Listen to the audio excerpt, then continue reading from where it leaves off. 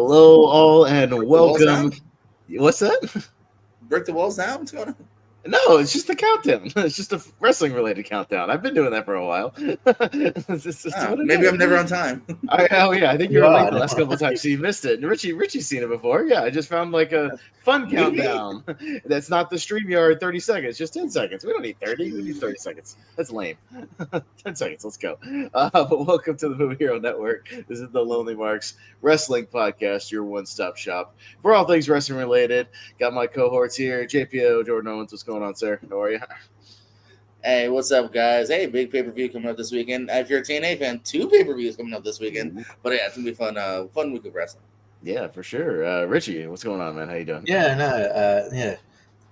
Good, big pay-per-view coming up. And one of things to talk about. A few notable things to talk about. So, excited to sort of get into it. Yeah, no, let's get into it. We'll kind of start how we usually start, just talking some news, some happenings in the wrestling world. I guess one of the big things that happened kind of the night after we went off the air on SmackDown is the Bloodline Civil War has kicked off as Tama Tonga debuts in the middle of a segment with Solo Sikoa, Jimmy Uso, and Paul Heyman, as Paul Heyman is getting his orders and his talking points from the Tribal Chief. But they Jimmy Uso gets jumped in the middle of it by a hooded man who turns out to be the debuting Tama Tonga, and Solo kind of reveals that he's also getting orders from the Tribal Chief. Maybe a different tribal chief, if you catch his drift. So they're clearly kind of, setting up this whole Bloodline Civil War. We'll talk about, obviously, sort of a Rock Roman Reigns thing is gearing up. But, you guys' kind of thoughts on that segment and them kicking this off. We kind of knew they'd be, maybe starting something, to get this Civil War line going. And obviously they didn't waste any time, at least kicking it off with something big with the debut here. So, JPO, your thoughts on how familiar are you with Tama Tonga? I know he's a New Japan guy, but and your thoughts on what they might do with him here? And he immediately has internet issues. Richie, I'll go to you first. What is your thoughts on Tama Tonga? Tonga. Tama. I like Tama Tonga. I think he's really good. If I remember correctly, it's either him or he was in WWE at one point as Camacho. It was either him or Tangaloa. He went and wrong. That was Tangaloa. He was Camacho. I said that it was either him or Tangaloa. You had your try to be. I'm just here to correct. Just need him fact check that. He was a developmental guy. He never made it to, I think, even developmental TV. Definitely never made it to main TV. Well, that's insane because Tama Tonga is really good. It's good. It also was brand spanking new, so it actually kind of tracks. Oh, okay, fair enough. But I must admit, like at first I didn't know until like Corey Trash. Oh, that's Tama Tonga. I'm like, oh, that tracks because I heard that he had signed. Oh, hey, Bethany, I see you. Hey, I didn't see it, but hi. I was on the screen. Yeah, of course. Yeah. How come you don't pay attention? Well, hello. Thank you. No, I'm preparing for something. I'm not ignoring you. I'm doing something for this. So I did hear the rumblings that they were coming, but hey, Beth. Hey, Jonathan. No, just kidding. We're getting all the highs out of the way. Okay, let us talk, people. Jesus. Comments. Yeah, I know. I heard rumblings he was coming in. It's good that it is good that look, it's cool that people come to AEW a lot, and I understand that the schedule is that it's a big it's a big motivator. It's kind of but it is cool that WWE kind of has been getting a couple of these people lately, like Tama Tonga and Julia as it seems like. So oh, that's confirmed. Huh? That's not confirmed, is it? Yeah. So she's coming. She's in. They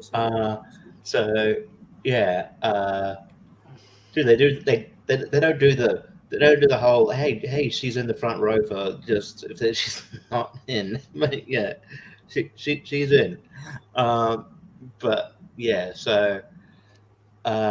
but no, this would be cool. There's a lot of ways you can go here. Like obviously, yeah, I expect maybe there's a couple other people you could probably bring in. Like, I mean, there's rumors about Hikaleo.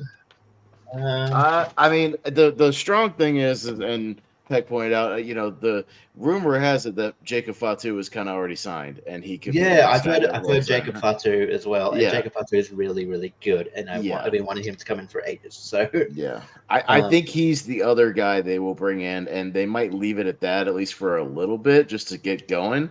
Like it might be Tama, and then maybe like a month or two from now we get Jacob, in there, and then maybe even one other person down the line. We'll kind of see starting this sort of new, younger faction or whatnot. So, but yeah, JPO, what do you think of this whole segment and whatnot? Yeah, no, I'm glad I got to meet him a couple months ago. That saved me a good $80 of a photo. That's something to pay now. Yeah. No, it's cool to see that. One of the rare times that no developmental time. Straight to the main roster. It's just pretty cool. You never quite know necessarily where they're going with that, and it'd be interesting to see where we go the next year. And as you guys mentioned, there was the rumor of Jacob Fatu might be signed. He's been primed for several years here. We mentioned Tangaloa, aka Camacho.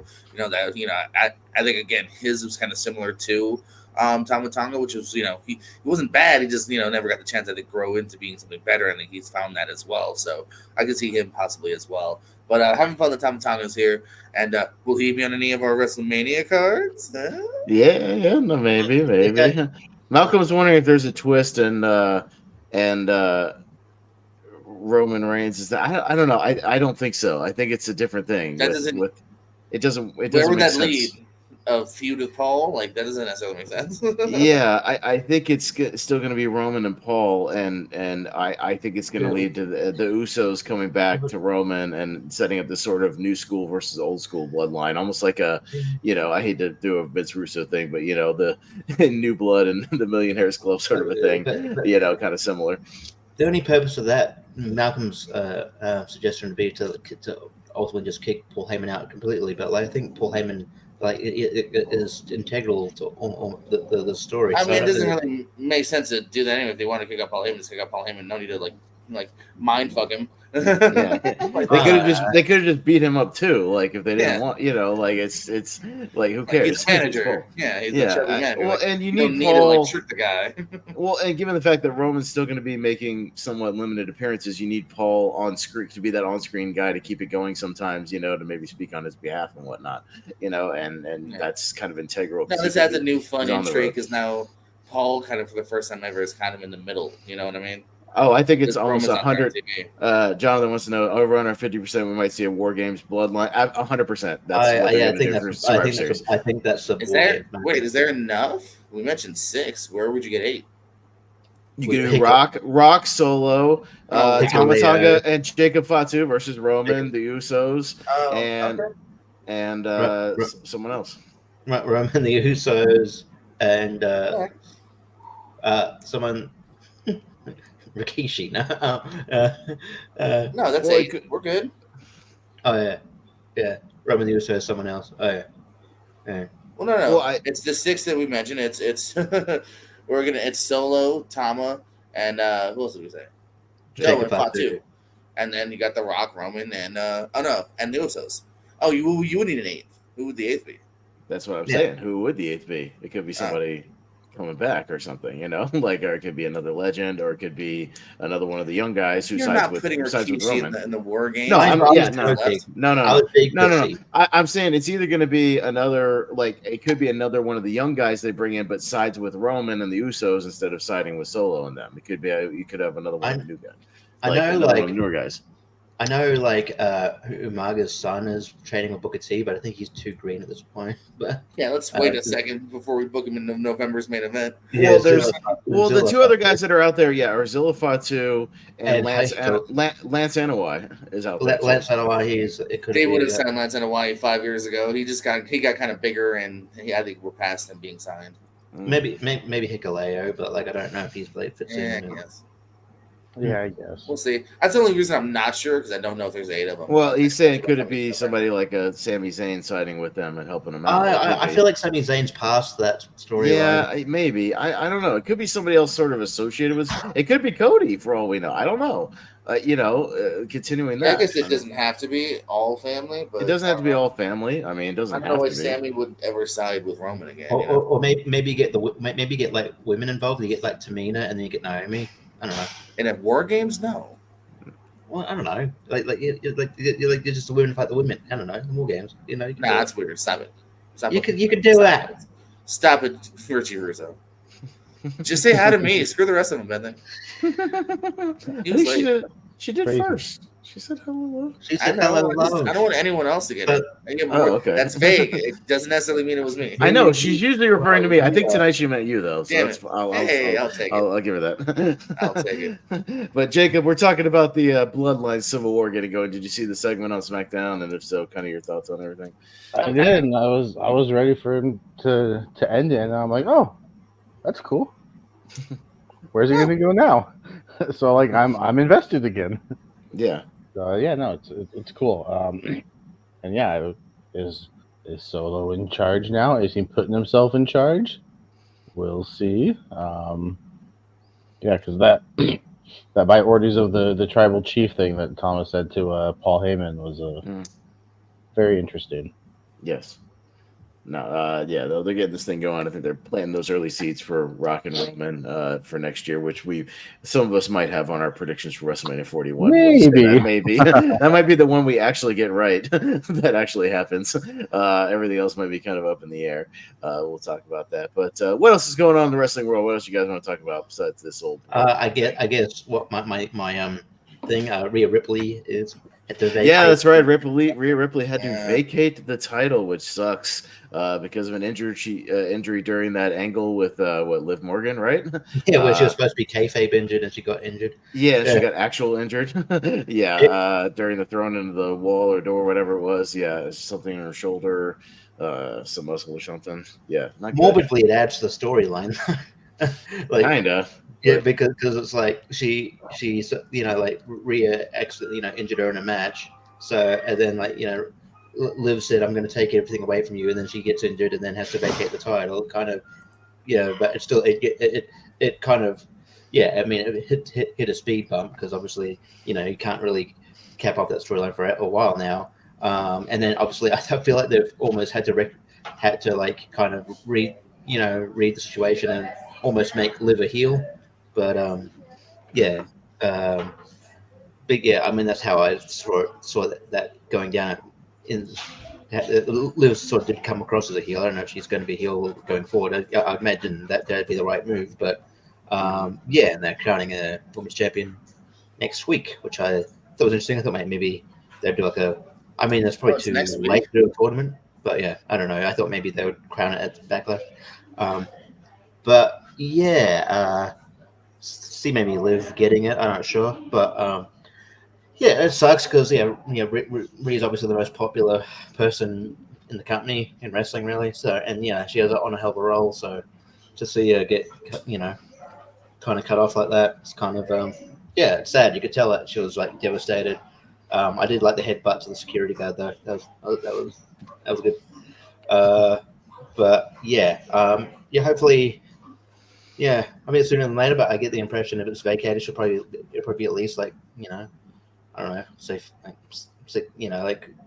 6 months ish. I don't know. She said a fair few months, so it sucks. Yeah, what are you gonna do? But you guys, Jacob, JPO, any thoughts on Rhea Ripley? Obviously going down. Yeah, it's unfortunate, but I think this could like Rich said, maybe lead to a Liv heel turn, maybe lean into that, maybe do something for her character. And obviously when Rhea comes back, she's going right after that title that she never lost.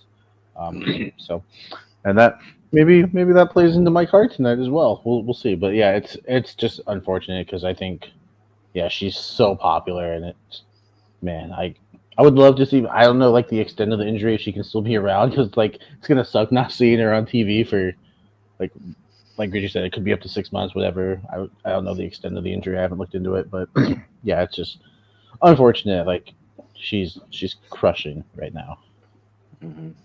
It's definitely a bummer here. Whenever somebody, kind of at the peak has to be taken out here. We unfortunately have seen it a few times in wrestling where they're right on the cusp and then they've had to vacate that title. We're all worried about it. I was hoping it was just that storyline, because again, she just got officially attacked the week before, so definitely hoping no, just a storyline, right? But then unfortunately, Mommy has been taken out for a little while here. Hopefully heals up sooner than later. I could see them maybe obviously letting her kind of like start the initial process of maybe keeping her around like a CM Punk like style here and there, possibly, or just make us miss her and we won't see her for a little while here. But definitely speedy recovery to Rhea. Yeah, no, it sucks, and hopefully she comes back bigger and stronger than ever. I think she'll get a giant pop when she does come back, whenever that might be. Maybe she'll be back in time for a Survivor Series or something like that. We could see that later in the year. What else is going on? Anything else? What you got? Speaking of heel turns, that bastard Chad Gable, you piece. Oh, and that doing it right in front of Sammy's wife. Yeah, suplexing him right on the floor. Somebody got a great picture. Maybe I can find it while we're talking about it, of him like Sammy reaching out for his wife while he's getting German suplex. It was like a picture perfect little picture. I'll see if I can find it. But yeah. No. What do you guys think of that angle? It's pretty good. The ankle lock in the ropes was good. I liked all that. Yeah. Yeah, it's not where I didn't expect. When the storyline started. First. Sorry. Go. Jacob. Well, thank you.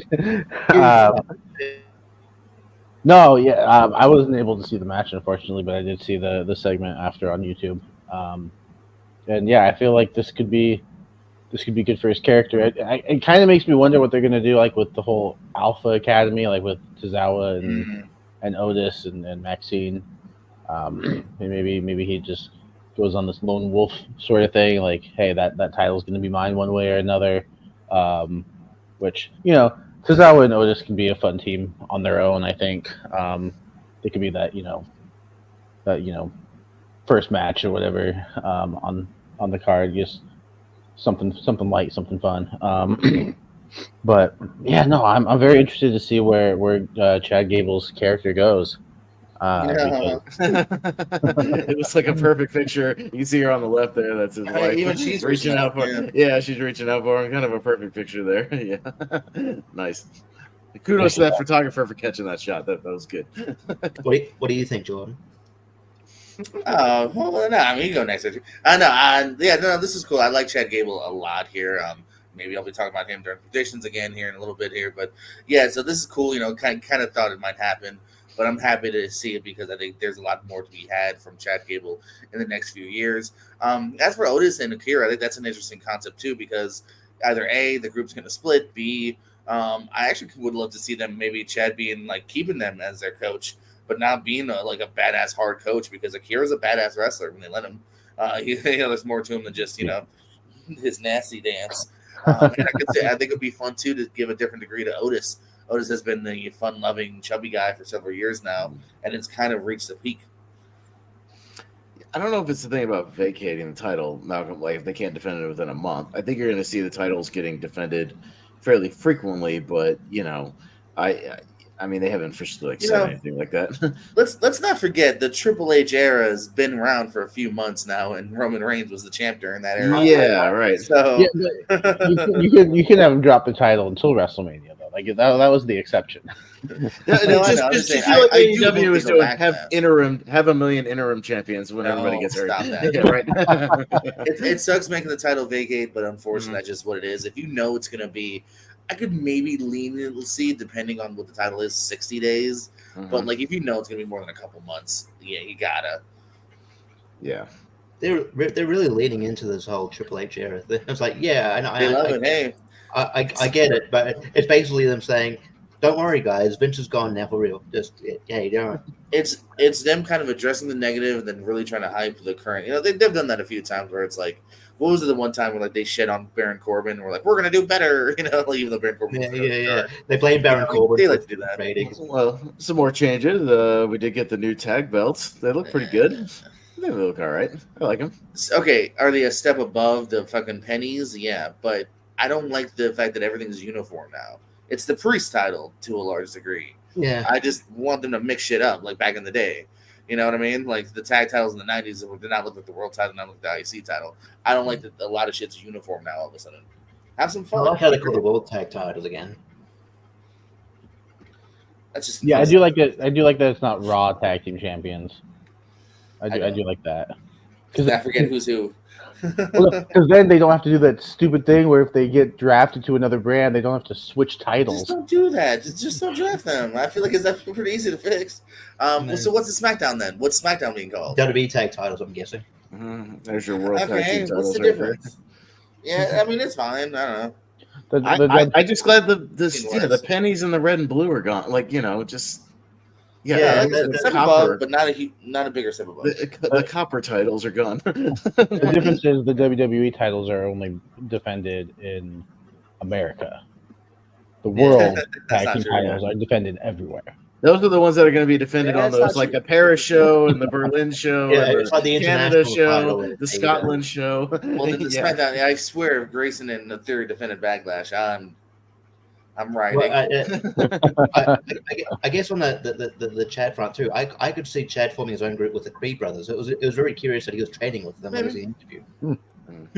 Maybe Creed would turn heel. They're a bit of a more serious group, and they obviously all fit the amateur style. So yeah. I can see that. That wouldn't be bad. Yeah. So there we go. Not much happening on the AEW front. We just got kind of our go home show. A little bit Dynamite, a little bit, but like a lot of news. Not as bad as we're about to talk the pay per view in a little bit. Yeah, I mean just the pay per view build up. We did say so. The ratings, JPO, to answer your question, did have a little bit of a pop last week, and then this past week were lower than the previous week before that. So yeah, it was strictly a 1 week pop and didn't hold. So wait, you mean it took CM Punk to raise AEW ratings? Yeah. It piques people's curiosity to see what the hell it was, and then sorry, I keep forgetting you got a delay. Sorry. Just talk. God damn it. It piques people's curiosity. It got largely criticized. People are like, oh, fuck this, and then the show. Yeah. Apparently, I guess there was something that said Tony has finally got it out of his system. I guess we'll see if that holds or not. But it's like, get it out of your system and move on. Just focus on putting on a good pay-per-view and some good television. That's all people want right now. Put on a banger pay-per-view and make people forget about it and just move on to the next thing, as we'll talk about in a little bit. But before we get to AEW Dynasty, Jacob, you wanted to do something because for your prediction when are we skipping the biggest pay-per-view of the weekend? Oh God, TNA. Oh, you've got graphics. Pelican Saturday. Spitfire defending the knockout tag titles against Decay. ABC and Leon Slater versus the Rascals and Myron. I have no idea who these people are. Joe Hendry versus Rich Swann. You know Rich Swann. Okay. I know. I was talking about the Eric first Young two matches. versus You Frankie silly goose. Kazarian. Eddie Edwards and Brian Myers for the tag titles against Speedball. Did that say Full Metal Mayhem for the go back to? It did. Okay. I forgot. Holy hell, Eric Young looks jacked. X Division, Mustafa Ali versus Jake Something. Last Man Standing, Josh Alexander, Hammerstone. All right. Knockouts titles, Jordan Grace and Steph Delander with Matt Cardona.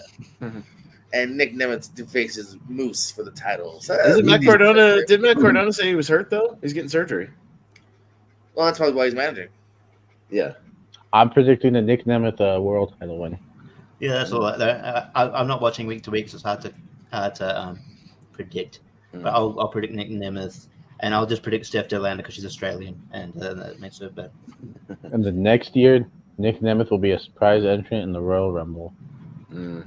I met Steph Delander at the GCW. As Nick Nemeth? As Nick Nemeth. All right, that's all I got. Isn't that Dolph Ziggler? JPO just wants to shout out his TNA. Just no, I get it. No, sounds good. But yeah, Jacob, why don't you explain what you wanted to do here and what the idea is going back a year ago to when we did this previously? Yeah, definitely piggybacking off JPO here, who had us do this last year for WrestleMania 40, where none of us. I think some of us got Jay and Jimmy, but but I certainly didn't. I got that wrong. But yeah, so what we're going to do is we are going to give our predictions for matches that we think could happen realistically or unrealistically. It's your call. Yeah.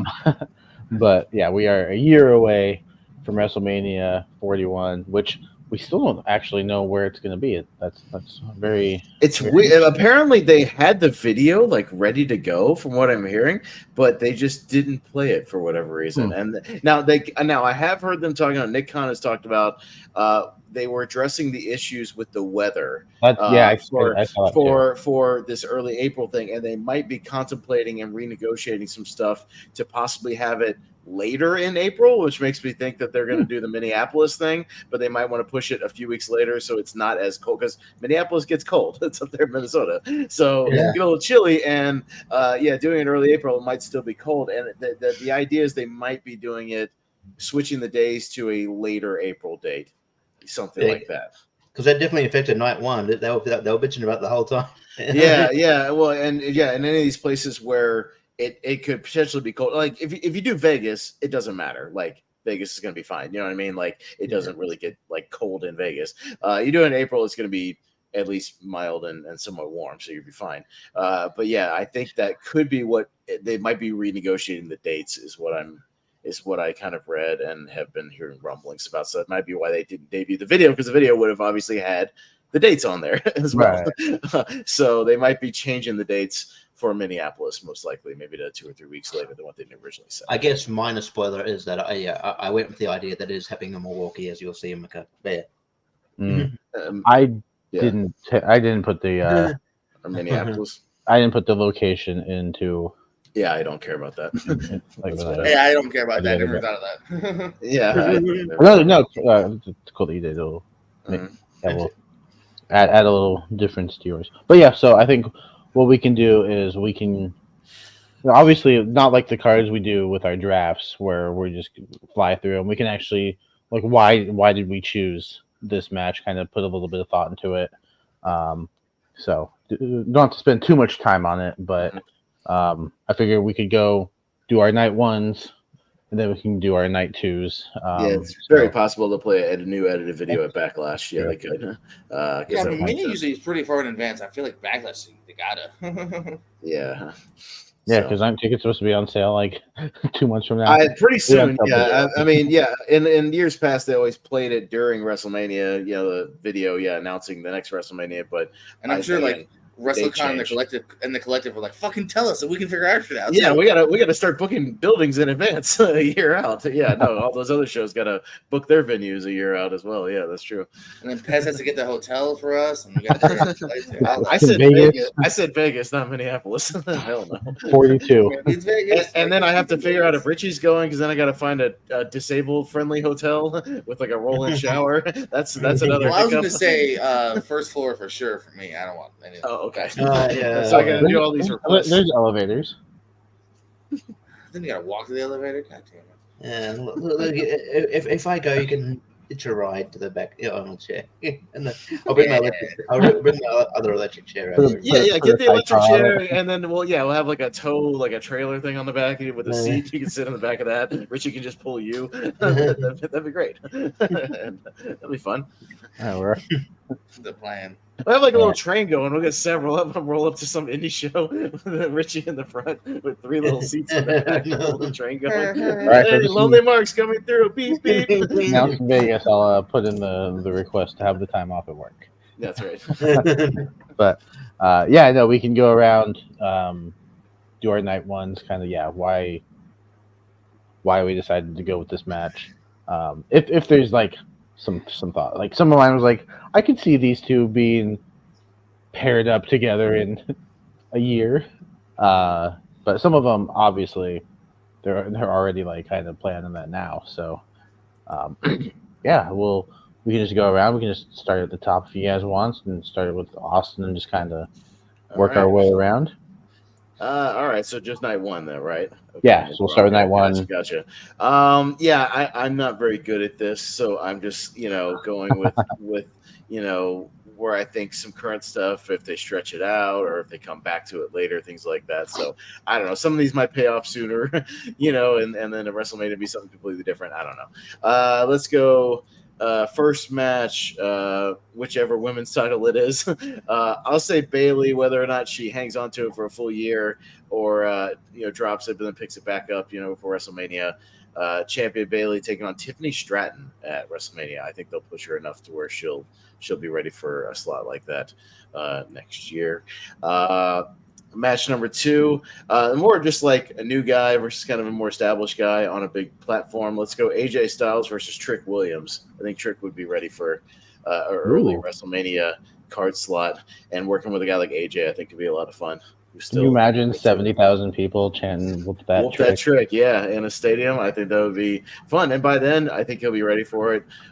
He's already shown, he can carry himself like that. And with Booker T as a special guest commentator. I was going to say you have to have Booker T. Yeah. So, hey, they've done guest commentary all over this past WrestleMania, so they're not above that. All right. I don't have any reasoning for this. Just 4 guys, that should still be sort of in a title picture and doing stuff. So do a fatal 4-way for the U.S. title. I'll say U.S. champion LA Knight defending against Carmelo Hayes, Logan Paul, and Bronson Reed. That's all I got. So just getting these guys on the card. But I think Carmelo Hayes could also be a guy that would be ready for at least some sort of a multi-man match or something at WrestleMania. By then, I think they're going to push those guys pretty hard. I think Triple H is pretty high on both of them. Trick and Carmelo, I should say. So I think they'll both be pretty well established by then. I don't know what this means. I'm just going to say what it is. A final judgment match, Damian Priest versus Finn Balor. I don't know what that means. I'm just putting it out there. Sort of like the Who's Your Mommy match last year. I don't know what it means, but I'm just going to say it plays into the Judgment Day thing. Your final judgment match, Damian Priest versus Finn Balor. I don't know what it means. You really want that faction to break up. Yeah. I mean, I think they're going to plant those seeds this year with like Damian. I feel like they were teasing it on Raw. I know, that's what I mean. This will probably pay off way earlier than that, so I'm probably way off. But we'll see. Maybe they'll go back and forth with it or something. We'll see. Let's see. We'll have a WrestleMania Open Challenge: John Cena versus a mystery opponent. John Cena will come out, issue a sort of one final open challenge for WrestleMania to the debuting Maxwell Jacob Friedman, MJF. At WrestleMania. I think he'll be in WWE by next year's WrestleMania. That's my prediction. I think he wants out of AEW. I think Triple H has his eye on him, and who better to bring him in with and help put him over than John Cena. So, there you go. Let's go a rematch from WrestleMania 39 with implications for night 2. So a number 1 contender match for the World Heavyweight title where the winner gets a title shot on night 2. Drew McIntyre versus Sheamus versus Gunther. A rematch from WrestleMania 39. But the winner on this night 1 gets the winner of the World Heavyweight title match that I'll talk about on night 2. So that would be my idea. And to get those guys another headline slot. And then, which will lead right into the World Heavyweight title matchup with those implications. CM Punk, your World Heavyweight champion, versus Seth freaking Rollins, the returning Seth Rollins. So both those guys will go at it, and the winner will face the winner of that 3-way. And then a bloodline war with implications for night 2, being the winning team picks the stipulation for a certain main event of night 2. The winning team will get to pick that. Jacob Fatu, Tama Tonga, Solo Sikoa, and I'll say Lance Anoa'i. I think they'll bring him in by then. Versus the Usos, Rikishi, and Haku. I'm calling it that they'll bring them in. They're still working. They're still in shape. Old school versus new school. Make it happen. With the young guys winning, of course. I'm not saying they have to win. I'm saying the young guys win.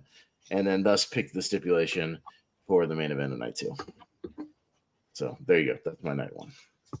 All right. JPO. I told you I'm bad at this. You can shake your head all you want to. I know I'm bad at it. Whatever the fuck you want. It's my card. I was with it until you started booking Haku and Rikishi for Mania, buddy. That's all. That's Why the fuck not, man? Old school guys. Because the match will suck. Like they're not Mania worthy. That's why it's an 8. Oh my god! Say that to Haku's face. I dare you. Go ahead. Go say that to Haku's face. He's actually a really nice guy, so I wouldn't. I know. Say that to like Haku's, like because you've booked it before, haven't you, JPO? Yeah. There's a really nice show. Really nice to it. In my locked room from a very safe distance. Yes. Right. Also, too, you're booking Rikishi. Rikishi's actually not active for the last 5 years, so. And you say he couldn't be. He's still in shape. He still does his thing. And then Haku. Okay, who's saying he could be though? You're assuming that he could be. Haku is still active. Be disqualified from wrestling. Haku has been active in 8-man tags. So I'm just putting it out there. So hey, cool. It's my card. Yeah, no. Yeah. All right, JPO, what do you got? All right, so my opener, we have Haku versus Rikishi in a singles. I think decent. I'm just saying, not like Haku and Rikishi haven't tagged before too. I'm just saying, it's a nice throwback. Yeah, that's all. 2001. Yeah. We got for one of the women's titles because they all blend because they have the same titles. Rhea Ripley versus Bayley. I'm going to go ahead for night 1 here. I think Rhea Ripley comes back with a little bit of a vengeance here. And again, I'm kind of trying to jump ahead a year. So, like, I'm not necessarily doing, like, her and Liv or anything. I'm kind of going, okay, that's kind of done by now. Maybe her and Liv just have a normal feud without a title here. And then she goes off and faces Bayley. The real hugger versus Mommy. For the tag titles, let's say the WWE tag titles. I don't know. The Creed brothers, Pretty Deadly, DIY, and the Street Profits. Logic there is Creed brothers and Pretty Deadly can get a shot this year, so let's give them a shot next year.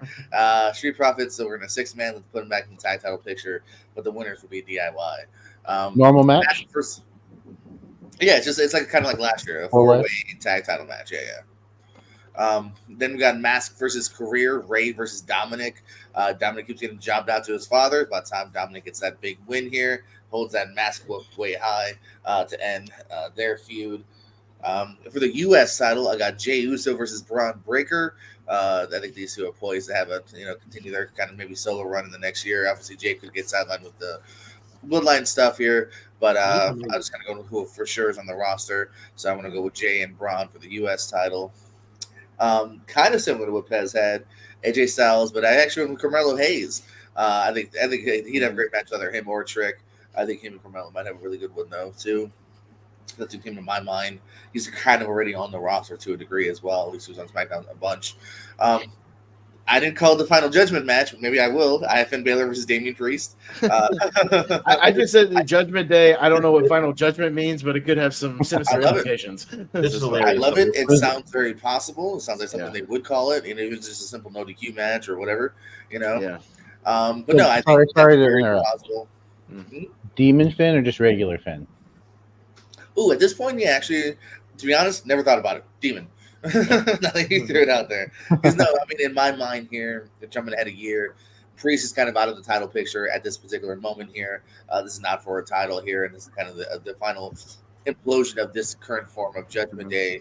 It could still be a group, but maybe Finn's finally kind of on the outs of it here. And like I said, kind of like you hinted at, this is the return of the Demon here. So, in which case, I would give it to the Demon as well. And then for my main event here, I know Punk and Rollins might be the safe bet, but I'm loving what we're seeing. And I think you can milk it to CM Punk versus Drew McIntyre.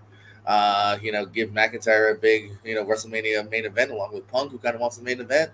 And that's my main event of night 1 is Punk and McIntyre, with McIntyre actually going over. Very nice, very nice. All right, Richie, what do you got? I was worried that I might get interjections and arguments from JPO, but I might not. just saying. Look, but yeah, okay. Number 1, my opener. Not for any real reason. I just think that this would be a great match, and I want to see it before these 4 guys hanging up. DIY versus just put Steve Jericho, Kevin Owens, and Sami Zayn. El Generico and Sami Zayn aren't What do they have Oh to yeah, do? I always make that mistake. Yeah, sorry. I made that mistake, and you guys let me know real quick. Oh, I know. I like to point out other people's mistakes. I don't want The to. debuting Kevin Steen, the debuting El Generico. Yeah. Okay, yeah. Yeah, that's fair enough. Yeah, that's what I meant. No relation to your cousin? Okay. Mm-hmm. They look alike now. Ah, got it. Again, probably because I think find these guys similar, and I want one of this guy on the card because Australian. But I got LA Knight versus Grayson Waller. I don't think Grayson Waller, is a tactic guy. I want him to be more a mid card dude. So LA Knight, Grayson Waller. I think they could have a good feud, a good back and forth on the mic. And then the tag title match. This is going to be a very, as you'll see down my card, it's very meaty, and it's by design. The WWE tag title match, which I guess will be SmackDown. I got the Wolf Dogs, which is Baron Corbin and Braun Breaker, versus AOP versus the Creed brothers. So yeah, and then you got your women's championship for the WWE Women's Championship. I've got Becky Lynch versus Roxanne Perez. And look, probably my most out there prediction, but look, they are talking to him. Like, it's not out of the realm of possibility. I've got Gunther versus Brock Lesnar. And then next one, I got Usos versus Jacob Fatu and Tama Tonga. I don't know if they can stretch it out that long, but I'm going to do that. And also for night one, closing it, I've also got CM Punk versus Drew McIntyre for the World Heavyweight Championship. I think they could stretch it out that long. I'm liking the story. So yeah, that's my night one so far. Yeah. Mm-hmm. All right. So my night one is going to kick off with a WWE Tag Team Championship match with the New Catch Republic taking on the Street Profits. I think those two teams paired together could kick off night one fairly well.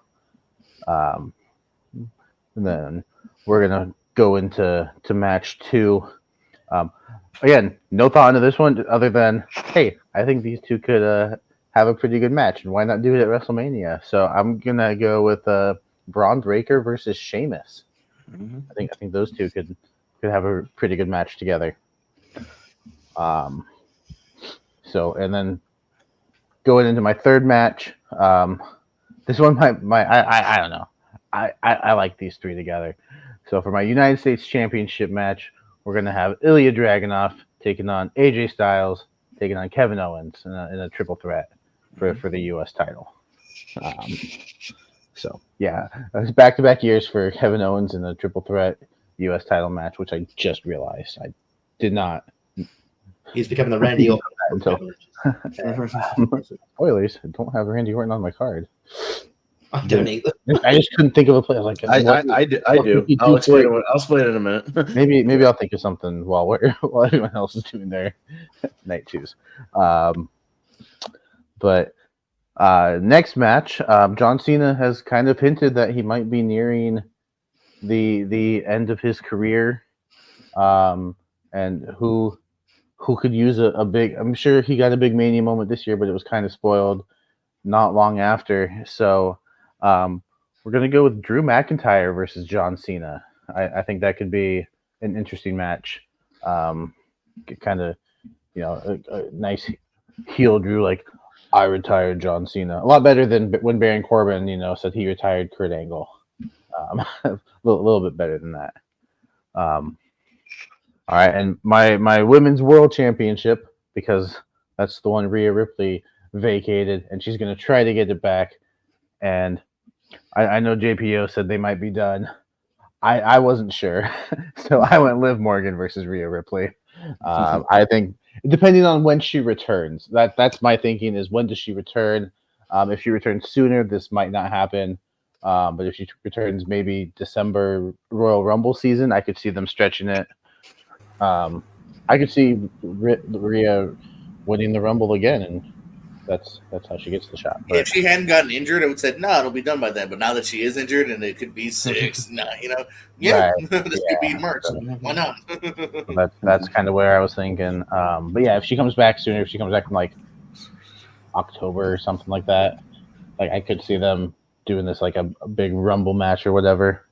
But yeah, I don't know. I have for right now, I have it at WrestleMania, and then what is that match? So this match 6, I did 7 matches for each night just to make it easy. This is where I have the Usos versus Solo Sikoa and Tama Tonga. I think, yeah, they like to stretch stories. You can't put the Usos back together too soon. I mean, they just fought at Mania, so it's going to take some time. But I think eventually, yeah, we'll see them back together, and this could potentially happen. Could potentially happen before WrestleMania too. We'll see. And then to close out night 1, I know a lot of you did not have this title on night 1, but I think if a certain match that I have on night 2 happens, I think you need a big main event. So I've actually got my WWE Championship match on night 1 closing out the show. So it will be Cody Rhodes versus the Royal Rumble winner. I had it on my card last year. I'm having it again this year. Cody Rhodes versus Gunther for the WWE Championship. Please let it happen this time. So that's my night 1. There you go. All right, so night 2, we moving on to that.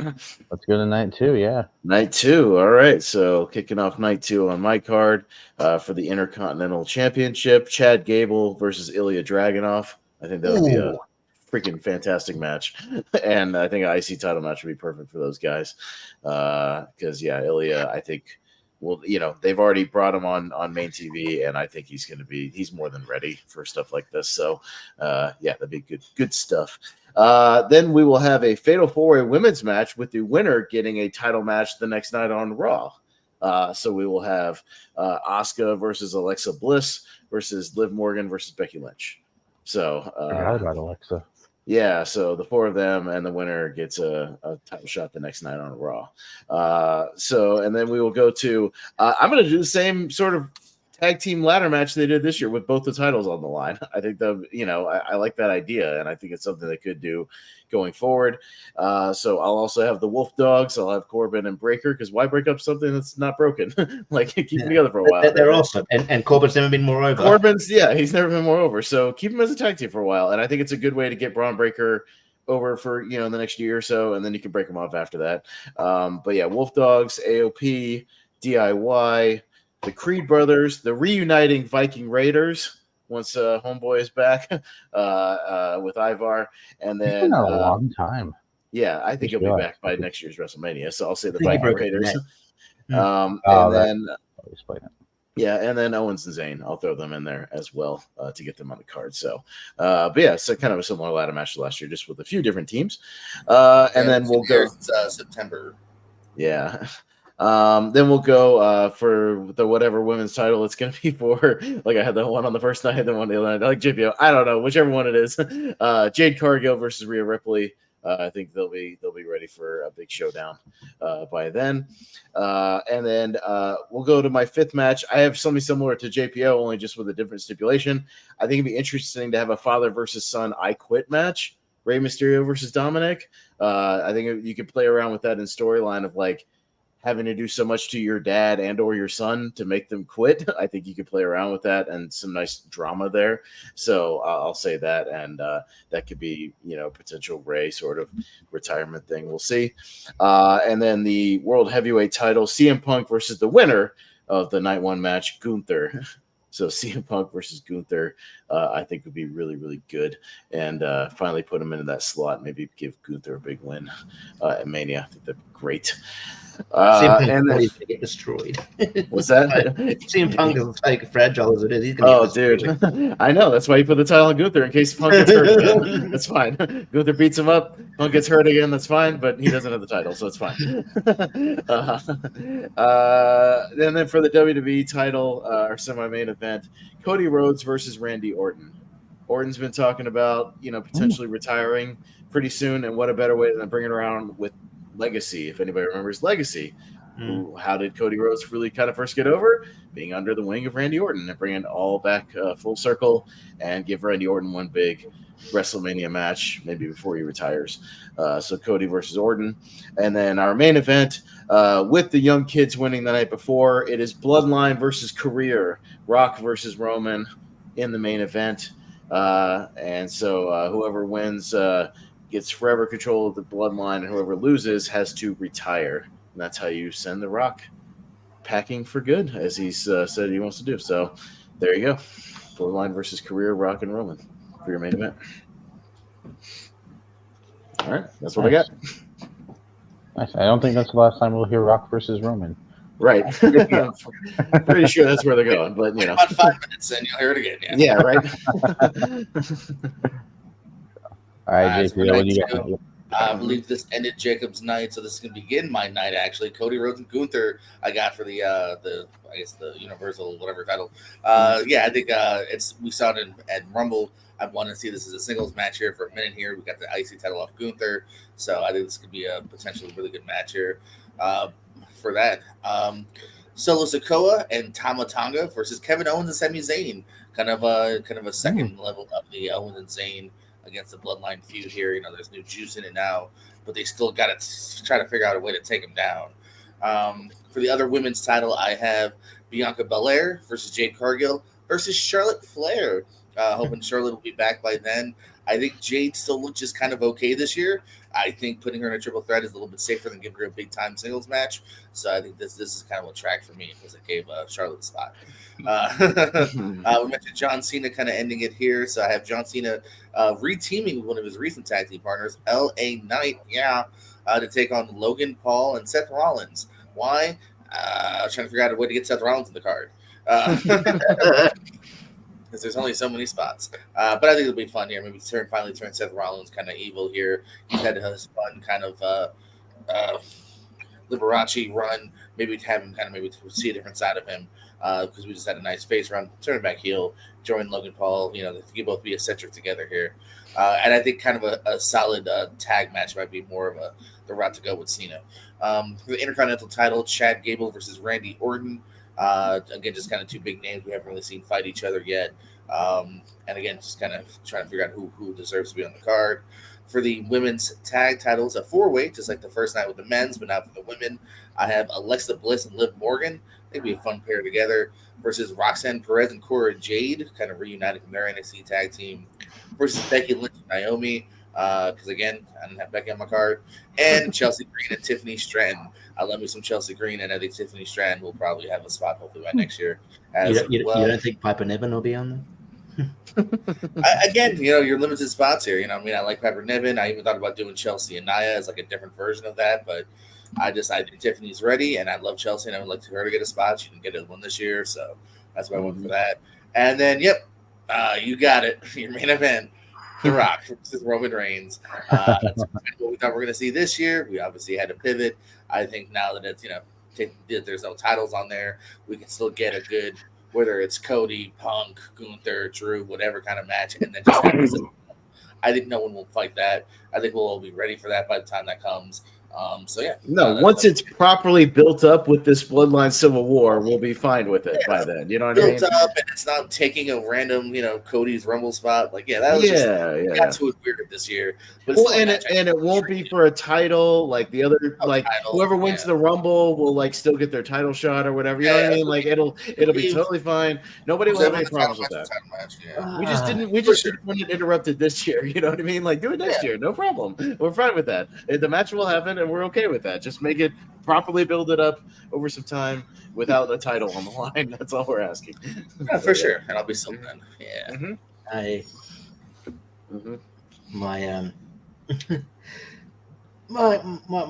My card might differ slightly from that. We'll see what happens. But yeah, okay. We start with. It is remarkably similar sometimes to JPO's, which is weirdly enough. So we open night 2 with a women's championship match, whatever women's championship match that they have on site now. I don't know. Triple threat: Jade Cargill versus Bianca Belair versus Rhea Ripley instead of Charlotte. And this is why I asked about the Milwaukee thing. It's just an alliteration thing. I call this a Milwaukee meat match. It's Minneapolis, not Milwaukee. What are you talking about? Minneapolis. Minneapolis, sorry. Your match still works. Milwaukee meat match in Minneapolis. Yeah. You know what I mean? A Minneapolis cheese match. Minneapolis meat match. It still alliteration makes sense. Still, Sure, I would say your match still works. Yeah. Yeah. So yeah, I've got for the Intercontinental title. I don't know who the champion is going in, but we'll see. I've got Sheamus versus Obafemi versus Ivar versus Bronson Reed versus Big E versus Karrion Kross. I'm obviously Big E. Big E's a big push.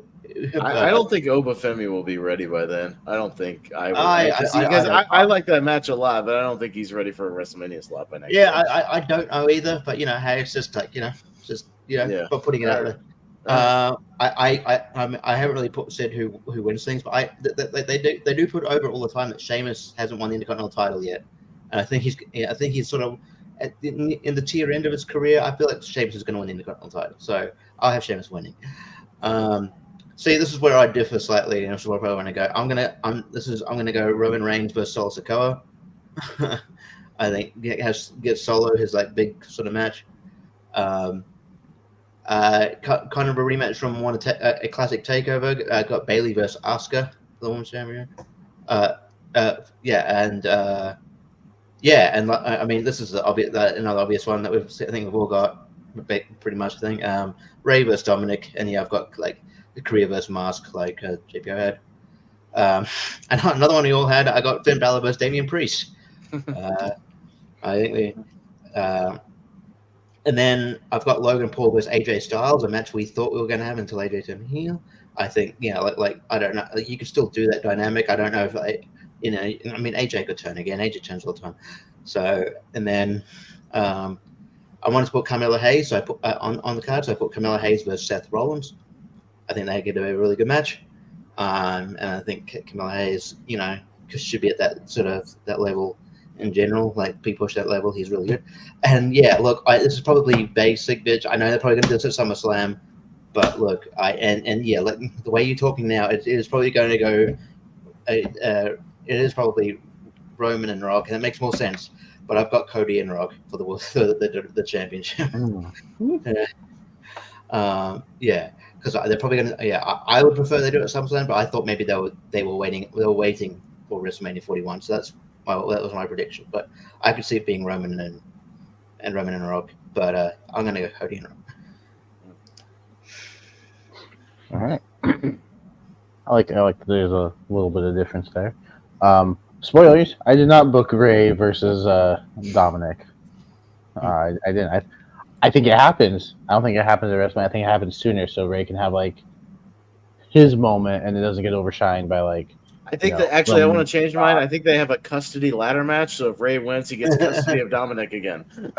and he can't wrestle. He's like, no, you've got to get a regular job. He has control over his contract, and he can't. I don't want to work in customer service. Yeah, right. He did the same match from 20 years ago, just with different applications. Does Vicky still forget her spot? And he's like, God damn it, Vicky. Fucking Vicky. All right. So for my night 2, kicking it off, we're going to have a 7-person ladder match for the Intercontinental title.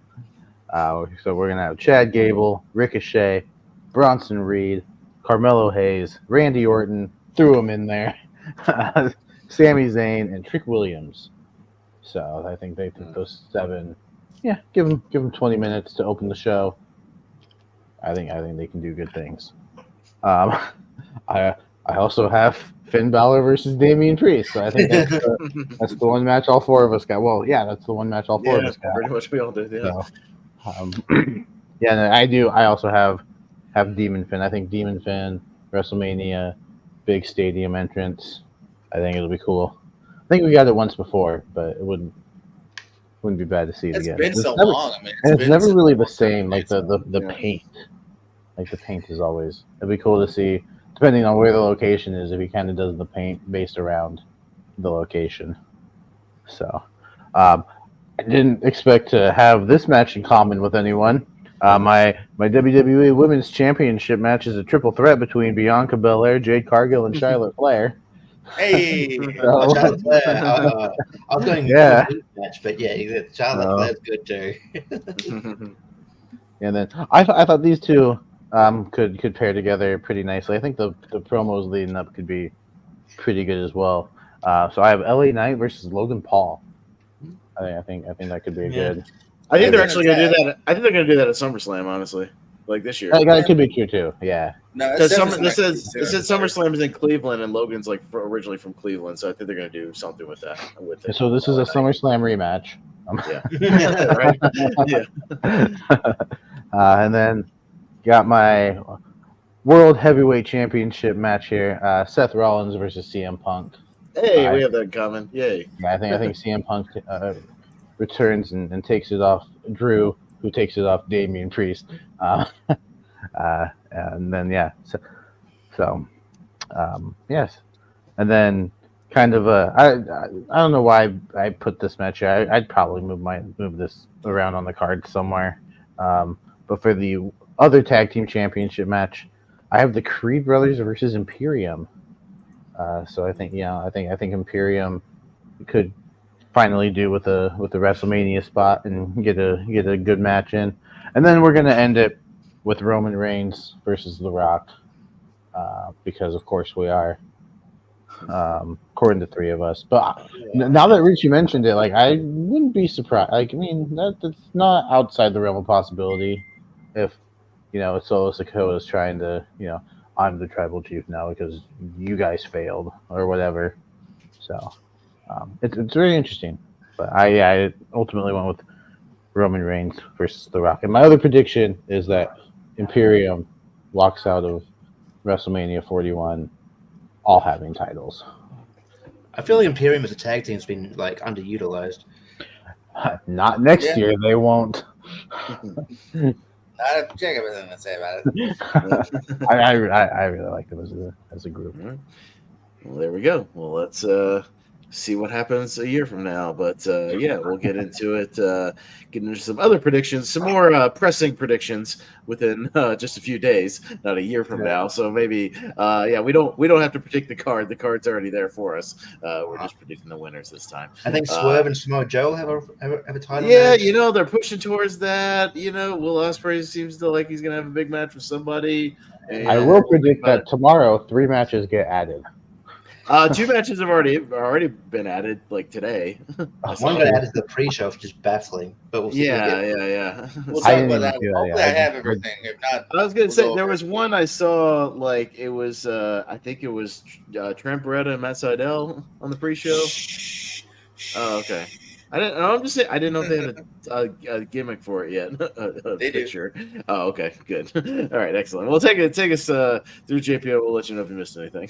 But kick it off. we got AEW Dynasty happening Sunday, April 21st at 8 p.m. I think this pre-show begins like an hour and a half. I want to say 6:30, something like that. Of course, and this one is, I think, for the first time available on like Triller, YouTube, all that stuff. I So might several actually do through Triller this time when we do it, Oh, there because you I was watching some stuff on my laptop through Triller, some of the WrestleMania weekend stuff, so it works pretty well. So I think I might do it through. Yeah, them no, I mean right I'll now. vouch for a trailer in general. Yeah, so yeah. Yeah, I use it all the time. So Yeah. Yeah, so it's a few different ways. I believe maybe still a movie theater too. If you look it up if you want to. But yeah, for the first time, available in different areas. Trailer used to just be in certain countries, but now I believe it's the U.S. and everywhere. As you mentioned, kind of a random 0-hour match has been added. Trent Beretta taking on Matt Sydal. I think this is the most predictable one of the weekend. But Pez, what do you think? It's funny you say that, 'cause I don't know what you mean by that, because I don't watch the TV. Good, I'll explain. Good. So No hits. Trent Beretta, I guess. I hope, because Matt Sydal's hardly ever on TV, so it's a Trent Beretta. No, you picked right, Pez. It's definitely Trent Beretta here. No, he just recently turned heel. He attacked Orange Cassidy about a week or so ago. So yeah, he's got kind of a story going on right now. And yeah, I like Matt Sydal. I met him. He's a super nice guy. But I actually looked it up. This dude, I don't think has ever won a main TV match. I had to go back to the either Ring of Honor, recently, or to the Dark Days, as in like AEW Dark, just to find a Matt Sydal win. So he is kind of the ultimate jobber in AEW to a large degree. Plus, Trent has the momentum. I actually thought we were going to see just Trent versus Cassidy, but I guess we're saving that for another pay-per-view, or at least a Dynamite. Richie? Oh shit, sorry, Richie. I've rep for Seidel a couple times. He's a nice dude, though. Yeah. Yeah. No, he's a nice dude, and like if they ever wanted to push him, maybe, but like he's just so unpushed, and Trent Bretter is pushed right now, so it's like it's a gimme, It is weird that they seem to have no plans to push him, given that at one point when he debuted, he was the Joker in one of the Battle Royals. He was like the surprise, and they haven't used. I mean, because he is a former WWE or Ring of Honor TNA guy already, but And then he fucked up a shooting star first. Which I believe he no longer does. I think he said recently, like, I'm done with shooting stars. This is pretty easy. Trent's the one in the storyline. Matt Sydal, unfortunately, is a body, but obviously he's got connections with, Orange Cassidy and the like. So obviously he's just got he's a victim of Trent Beretta here, and we're just going to be building to the inevitable Trent and Orange Cassidy match. Maybe they may drag it out to the next pay-per-view. So I'll go Trent. I hope so. I think it's a pay-per-view worthy match. So I kind of hope it's not just a random Dynamite match. Barbara? Matt Sydal because of Orange Cassidy interference. No, I'm just kidding. I'm going with Trent. If there was a chance in hell, it's definitely that. But so far that's a 4-1 for Baldy Trent. Then also on the 0 hour for free, it's the Acclaimed taking on the Bullet Club of Gold. That's the Guns and Jay White, and it's actually titles versus titles. So unclear as if this is going to be, killing off a set of titles, or if this is just now going to be kind of like Eddie Kingston, where somebody will have two sets for a little bit until they lose one. It's me. It's the one I haven't given a lot of thought about, and I actually could see going either way. I'm gonna give it a Bullet Club Gold here. I think the Acclaim could easily just segue back into tag team action here, and I think Jay White kind of needs another nice victory. So why not? Let's go Bullet Club Gold. Richie. I think I did read something that they are kind of like merge them, and they're going to be the ultimate 6-man tag team, which makes me. I wonder month to month. I'm like, does Tony Khan really like Ring of Honor, or it doesn't feel like he does. I don't know why this seems like a big match to be on the pre-show. I don't know why. Kill off a set of titles, like a definite title change. Yeah, damn. Why would you have this on the pre-show? This is baffling to me. This is stupid booking. I guess I don't know what I would take off the main shows would be my argument, but it is a little surprising. I would have Bullet Club Gold going over here. I just think they've got the momentum. I've got no other reason really. Bullet Club Gold. I just think they've probably got more plans for them in the future. I mean, no, Acclaim are great, but I just think Bullet Club Gold. I guess I think that in the long run they got more plans for them as a group. So like more high plans anyway. So I'll go Bullet Club Gold. Barber, Bang Bang or Scissor Gang? Hey, you guys remember when Jay White was challenging for the world title in the main event? I do. Damn, you stole my line. I was gonna say, and then remember how this and the previous show he's been on the pre-show? Isn't that crazy? Yeah. But I'm gonna go with the Bullet Club Gold as well. I don't. For the main reason of I don't personally see Billy Gunn carrying 2 titles around, or like JPO said, if they're killing off a set of titles, like is Billy Gunn gonna also work Ring of Honor? I don't know. To be fair, Bullet Club Gold barely works Ring of Honor already. Ring of Honor tag because you don't have to work Ring of Honor. Logic. I'm still going Bullet Club Gold. I think they're the more interesting group. The booking of Ring of Honor is ridiculously stupid. Anyway. For almost every single title, by the way. You don't really have to work Ring of Honor to hold the title. For Eddie, Fletcher, for all of them.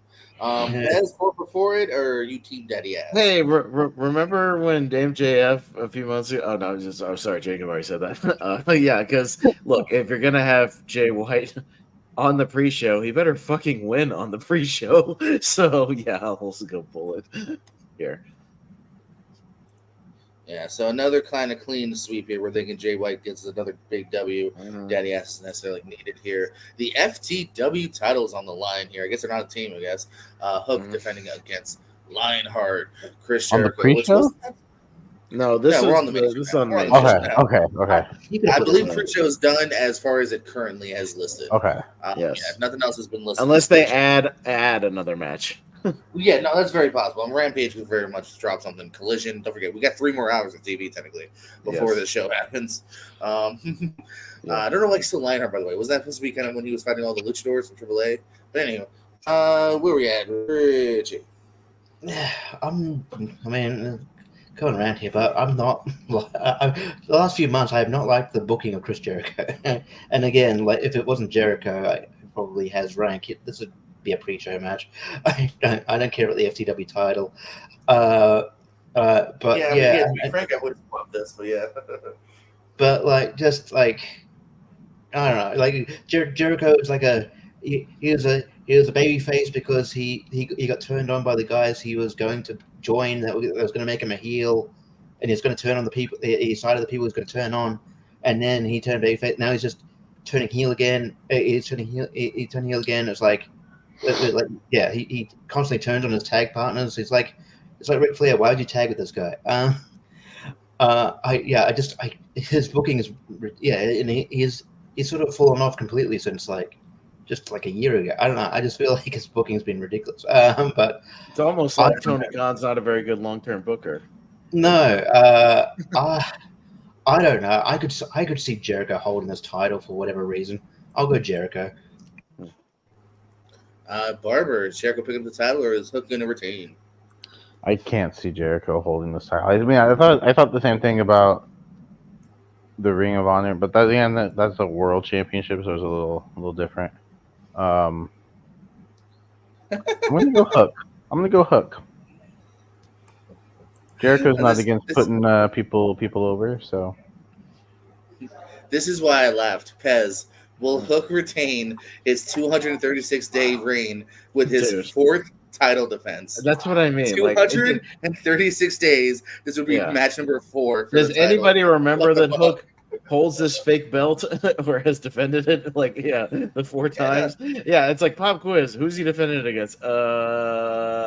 Jungle Wheeler Boy. Yuta in December of 2023. Yeah. And you have to jump to, and that was back after he won it back in August. And then Brian Cage and Shane Taylor a week ago. Okay. Yeah. Just to freshen up the FTW thing, and so Jericho can have it on his list of accomplishments before he retires, I'll say Jericho takes the FTW title, and then you could have Hook chase him back for it. I was just trying to look up his first reign, 357 days. He at least got 8 defenses then. So he doubled it back then. This is one. The booking has been a little too over convoluted, which it has been in the past for Jericho. Richie mentioned the great Don Callis heel turn, which was only because he didn't turn heel, but such stupid stuff. And even this one, if it had just simply been, you're the youngster, let me see what you got, just do a match, I would have been fine. But they found a kind of overly convoluted way to get to it. I don't hate the match. I don't care about the title here. It made sense when Brian Cage had it as a heel, kind of $1 million championship. Hey, I made my own title. But now that it's Hook, why does Hook have any why does Hook actually think this is a prideful title? So I'll go with Jericho though. I think maybe he'll just kind of show off and look, I won this now, and maybe turn full heel again. Or Does this not once again scream Jericho complained that he wasn't going to be on the pay-per-view, so put this on the pay-per-view instead of Dynamite, which probably should be. Yeah, where it should be on on Dynamite or Collision. Pre-show? I'd love to look at that. This screams like I need to have a match on the pay-per-view. So instead of having this on Dynamite. Before, or did anyone say Hook? Jacob said Hook. Okay, so we got a little bit of the Hookster love. The 3 of us are saying Jericho's walking away with that title. Mm-hmm. For the TBS Women's Championship, I found some different graphics. Julia Hart defending against Willow Nightingale. Barber. Let me flip a coin in my head. I'll go Willow. I think I think it's Willow's time. I think she can walk away with the title. I think Julia Hart's had a nice, decent run with it, but let's uh let's switch hands. Barbara says new champ. Pez says. I'll say new champ to go on to face Mercedes and Willow. And I'll say, has stole my exact words. No, I feel like they've already kind of telegraphed the fact that, like, Mercedes has mentioned before that kind of Willow upset her for the title back in New Japan. And that kind of makes sense. It's maybe Mercedes' first match here. They still haven't really said when her first thing is going to be. It could very well be against Julia, too, because that is kind of more of a face-heel dynamic. But I feel like they've kind of telegraphed that, like, Willow and Mercedes. I feel like Mercedes has been cutting really heel promos, though. Yeah, no, she's definitely borderline. To the fact, yeah, I could easily see her just like attack Willow one night, or she's borderline right now. It's very like she's a bit cocky, but like still doing the dancing and getting cheered. So it's kind of tweenerish right now, I would say. Richie, are you with us or against us? So I don't know if I put much thought to that because like she did that as Sasha Banks too, where she was babyface, but also her like promos really on the cocky side. Like, so I don't know. Yeah, I actually think maybe Willow will probably. Willow's kind of entering that she might turn heel, but yeah, I mean, I'm with all you. I think they're sort of there's a built-in story there with Willow winning the title, and then they're carrying on that because obviously Mercedes can say, well, I broke my ankle, that's why you won, and so I think they're going to continue that. But yeah, like Julia's had a good run, but yeah, I think this one's pretty easy here, Willow. 444 for new TBS champ. Mm-hmm. Then we got the tag team titles on the line. I think it was just this week too. Mentioned there will be a ladder match. You have the Young Bucks, Matthew and Nicholas, not Matt and Nick. They will docu-pay against FTR, your boys from Publix. Pez, your boys from Publix. What you got? I know, and I usually will go with them, but I feel like it's the Bucks just did the job against Sting and whatnot at the last pay-per-view, and I think they'll take this one and lock in kind of their heel status right now as Matthew and Nicholas with the belts. So I'll go with the Bucks to take this one. Actually, sorry, Dax, I love you, buddy. I'll see you the following week in Publix in the Frozen Aisle, but I'll go with the Bucks on this one. Unfortunately, we'll double that as well here. I wouldn't mind FTR taking it by any means, but I think kind of, Young Bucks have this new kind of heel persona. I think it's kind of working. I think a big win here might mean a little bit more here. And also, I'm definitely not ruling out an appearance by Jungle Jack Perry, even though we'll definitely hear some CM Punk chants. Richie, who's climbing the ladder to gold? You muted yourself. Sorry, I just got this idea of you like going up to Dax at the in the frozen food aisle, and then go, "Hey Dax," and him just like ignoring you. "Hey Dax," and him finally going, "I saw that episode of Lonely Mars." It's like you predicted me every single damn time except for that one. That's why we lost, you asshole. That's why we lost. You jinxed us, you dickhead. But yeah, look, I think there's more interest. As much as I love FTR, I think there's more interest in like the probably the bigger heels in wrestling at the moment. The smarmy heels getting their car as like champions and a team beating them as opposed to the FTR just winning and then and Young Bucks kind of working their way back up the chase. I think them being smarmy heel champions sort of would work more at this time. So I'll go Young Bucks. And Barber, he gets the green. What you think? Yeah, no. FTR is up 2-1 so far in their matches. So I think I think the Young Bucks can tie it up here, climb the ladder and take down those championships. And who knows? We'll see that fifth match eventually. Yeah. Another good point too. Actually, I might evening out the rivalry here. Mm-hmm. So we're all in agreements on the Bucks. Then we got the Continental Championship, Okada versus Pac. Should be a good match here. I think might pretty easily win here, though, is actually going to be Okada again. Huge signee. This is his first major defense here. He's been in either tags or squash matches since defeating Eddie. I don't see him losing the title in the first defense here. And Pac is kind of also in that weird kind of category of like he seems to be kind of a dipper. He goes to other countries, and also I could just see him, being okay with losing and then maybe having a good feud after, or even disappearing again for a month or two. Who knows? So yeah, I think Okada will probably retain here. Richie? Yeah, Park's a guy like he obviously can count on because he has really good matches. He's one of the best wrestlers in the world. But yeah, like the reality is he lives in England, so like he dips in and out. But yeah, and I don't think you take the belt off Okada at this point, this soon.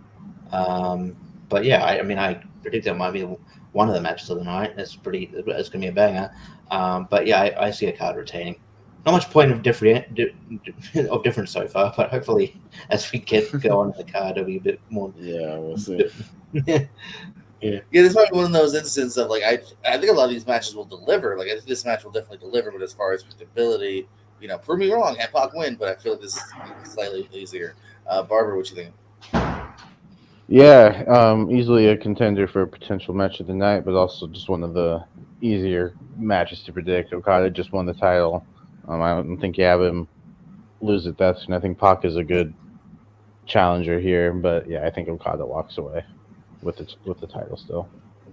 Paz clean sweep, or are you going for the man gravity forgot? No, it's a clean sweep because I think this is one of the two of the matches that are pretty easy to predict. Yeah, it's Okada's first big official all elite pay-per-view match. I know he's wrestled on pay-per-view before, obviously for AEW, but hey, his first big, official sort of as a roster member pay-per-view match. He ain't losing this. So yeah, it's Okada. And we all agree Okada will retain that championship. Sorry, Neville. Coming up next, we got the Women's Championship, Timeless Toni Storm, Thunder Rosa. Who's after me? Richard. Look, I like Thunder Rosa. I just don't think she's really got her momentum back since she left, and all that, and then there was things that came out afterwards. I don't know if that had any bearing on her popularity, but yeah, I just feel like the crowd's been sort of flat for her. She's a really good wrestler, don't get me wrong, and I'm sure this will be a good match, but yeah, I just don't think she's the one. I don't think she's the one that should be, kind of taking the title off Toni Storm at this point. I think Toni Storm sort of is on this role, I don't think she should be the one to, I don't know. I just don't think. I don't think he ended just yet. And I don't think Thunder Rosa is the one to do it. So I'll go Toni Storm. Baby. Yeah, I'm gonna go Toni Storm as well. I think Thunder Rosa is a good wrestler. I'm sure the match will be great, but yeah, I don't know if Thunder Rosa is the one to take the title off of Toni, and quite frankly, I'm just not done with her reign yet. So I'm gonna go Toni. What you thinking, Bez? I think they're still going to hold off. Toni will hang on until an eventual sort of title for title thing against Mercedes. I think that might be where they eventually build to. So I'll say Toni. Yeah, we got to start disagreeing, guys, because I think Toni's going to win this here. We're going to have to come up with some extra stuff at the end, too, for the bonus points and whatnot to break all this. Well, if Hook wins, I'm good. Yeah, true. You might get it from one match, but no, I think she's got the more momentum here. Yeah, I like Thunder, but I think Toni's just got the much more momentum going into this here. We got Danielson and Ospreay. This could definitely be a match of the night here. So, where are we at? Barbara? Is anybody not taking Ospreay? Okay, we can just move on. Great. I'll do it quickly, Barbara. Yeah, as much as I love Bryan Danielson, he's the hometown guy here. It's Ospreay. You're not gonna have you're obviously building up to him at Wembley. I think that's where they're going. So yeah, Ospreay's gonna win, and another potential match of the night candidate. Well, I think we have Pez's vote, Pez. Yeah, I don't think match of the night. I think it could be a potential match of the year candidate. I think of these guys work, and they're both on top of their game. I think they're gonna have a hell of a match. But yeah, I mean, Ospreay ain't losing, especially on pay-per-view anytime before Wembley. I don't think so. Anything he has, I'm probably gonna pick him. Yeah, no, I'm gonna throw that here as well. Listen, if this was 6 months from now, I'd be like, oh, it could go either way. But yeah, this is Ospreay again, still kind of newish as far as being a signee. And like we said, he's about to headline probably a pay-per-view. I would very much imagine. All in, definitely makes sense, being where it is. So, yeah, the win over Danielson is going to help just set that. Richie? Yeah, I'm with you guys. I just think if he hadn't just been signed, hadn't recently been signed like as a full time roster member, and Wembley wasn't a factor, then it would be close. But they are factors. So yeah, Ospreay will have more momentum going in when he's in the main event at Wembley in August or whatever it is. Yeah. So Ospreay, sure. Yeah. Ole, Ospreay. The international championship is on the line. Roderick taking on Kyle O'Reilly. Cool, Kyle. I think Roddy's kind of doing some of the best work of his career right now. Like, I love him going back to being essentially the Messiah of the backbreaker and just doing his thing. Yeah, he was great at Revolution, and I don't see him dropping it here. I think they'll keep running with him for a little while. So I'll say Roddy. This is where I'm tempted to disagree, just so I could try to win, because at least I'm not as sure as the others, right? But I am leaning more towards what you said here. Again, I feel like Kyle's just kind of getting back here. I don't they've kind of portrayed him. I think he's kind of. Richard kind of said it jokingly, but I think it's kind of joking. Cool, Kyle. I just really haven't felt much passion from him in these promos. He's been very much yeah, I'm back. It's cool. I'm back. All right. I'm friends with everybody. So I'm not really sure. Again, speaking of match of the night, if you go Ring of Honor style, these two could fucking really kill it. But I'm gonna go with Roddy here to retain. Richie?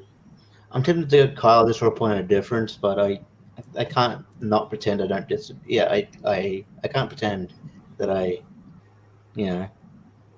disagree with you.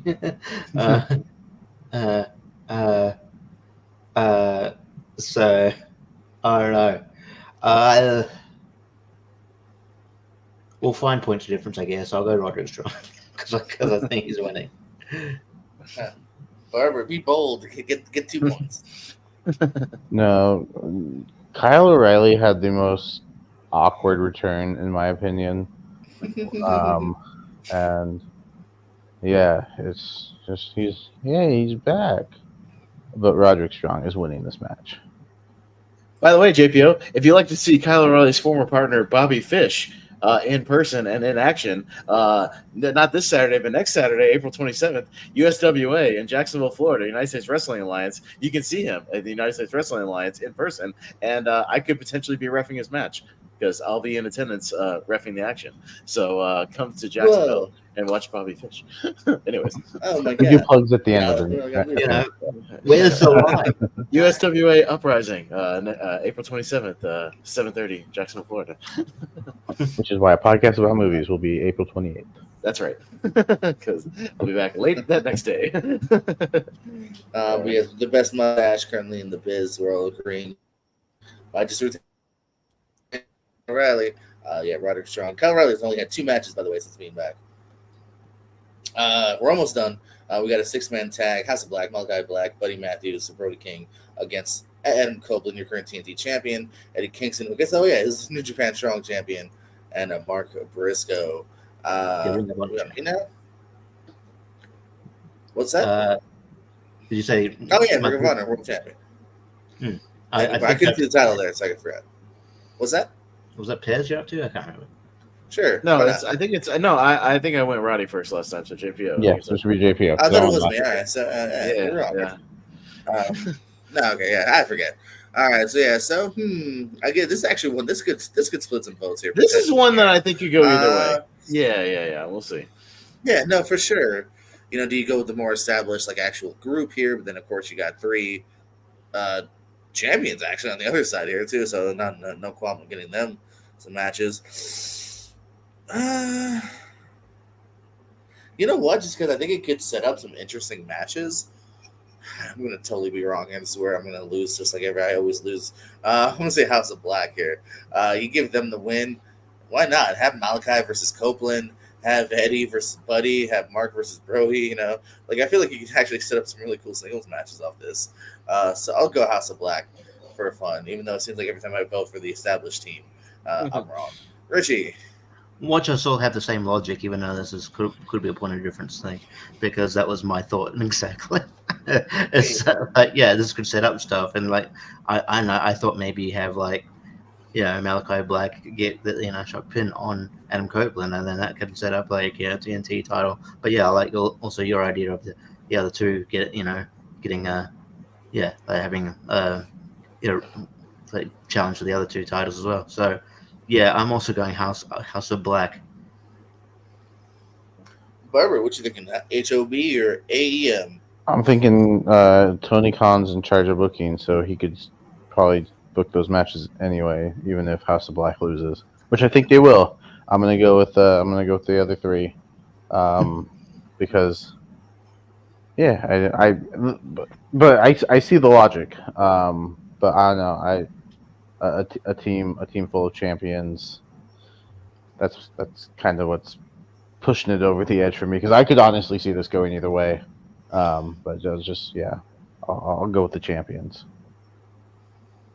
And finally, Pez, a little bit split here. Who are you with? You know what? Again, to kind of break it up, and I haven't really gone against the grain yet. I'll also take the champions, the team of champions there, Adam, Eddie, and Mark, just because.